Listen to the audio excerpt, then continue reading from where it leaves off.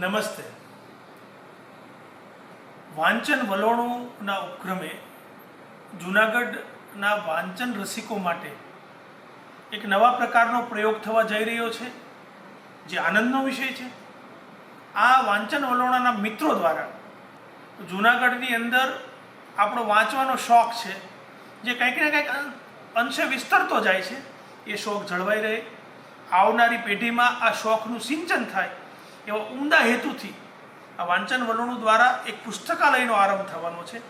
અને આ પુસ્તકાલયમાં વિવિધ પ્રકારના પુસ્તકો સમાજની ભાગીદારીથી, લોકોની ભાગીદારીથી, દાન સ્વરૂપે પૈસાને પૈસામાંથી લીધેલા પુસ્તકો અથવા પોતાની પાસે રહેલા સારા પુસ્તકો આવશે.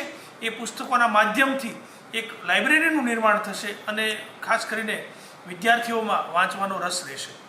સાથે સાથે ખાસ કરીને મને આનંદ એ વાતનો છે કે વાંચવાનો શોખ બાળકોમાંથી જ ઊભો થાય.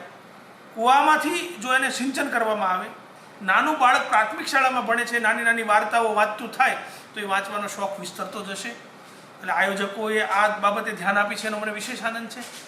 સાથે સાથે આપણા વિસ્તારના પ્રેરણામૂર્તિ અને સમાજ સેવાના મસીહા એવા પૂજ્ય મુક્તાનંદ બાપુ દ્વારા આ વાંચનની પ્રક્રિયાને ખૂબ પ્રોત્સાહન આપવામાં આવી રહ્યું છે.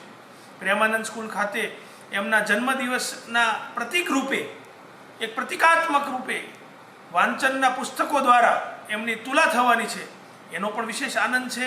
અને આ કાર્યક્રમમાં ભક્ત કવિ નરસિંહ મહેતા યુનિવર્સિટી દ્વારા વધુને વધુ વાંચવાના વાંચક રસિકો જોડાય, પ્રોત્સાહિત થાય એવા પ્રયોગો કરવામાં આવી રહ્યા છે.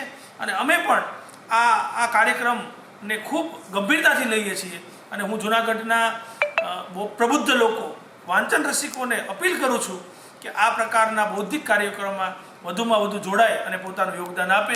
નમસ્તે.